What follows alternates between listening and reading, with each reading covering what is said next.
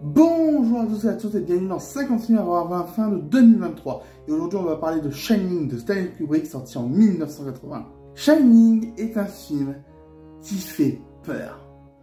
Je pense que c'est logique étant donné qu'on est dans le mois d'octobre et que dans 2 jours c'est Halloween. Mais oui, il fait peur différemment des films d'horreur actuels. Ou même de ceux de l'époque en fait. Parce que il fait peur car il est éclairé. Regardez plein de films d'horreur, il y en a très peu où il y a du soleil, où il y a de belles lumières, souvent il y a de l'ombre un peu partout. Sauf Midsommar, c'est vrai. Mais Shining, tout est toujours éclairé, il n'y a rien dans l'ombre.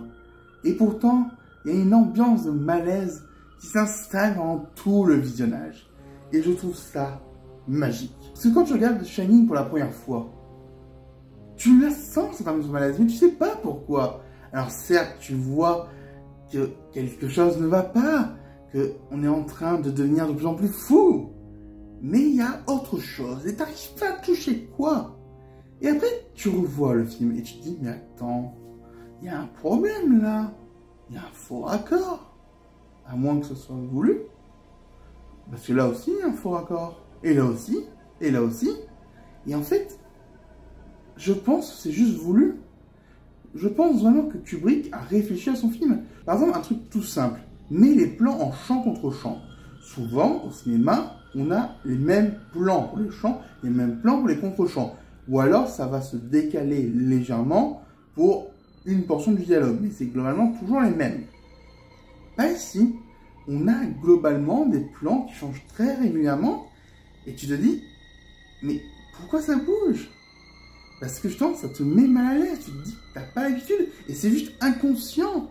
Et Shining réussit très bien ça. Et je suis juste bluffé de la réussite de ce film.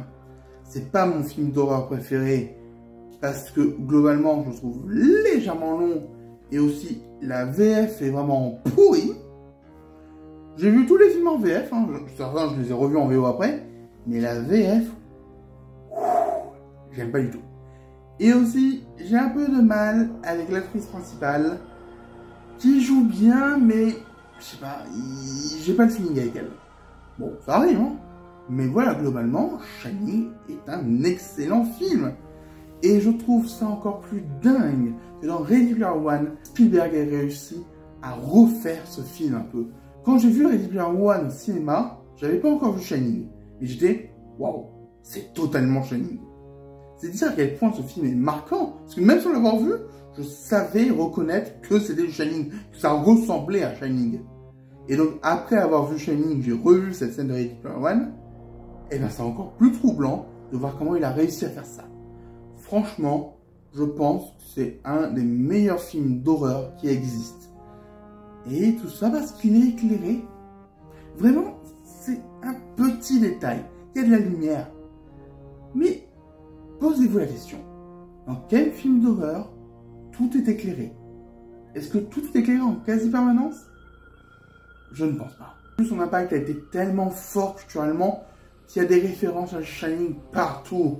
Et une petite mention à celle des Simpsons que j'adore, que je trouve hilarante. Mais bref, si vous n'avez pas vu Shining, regardez-le parce que franchement, excellent.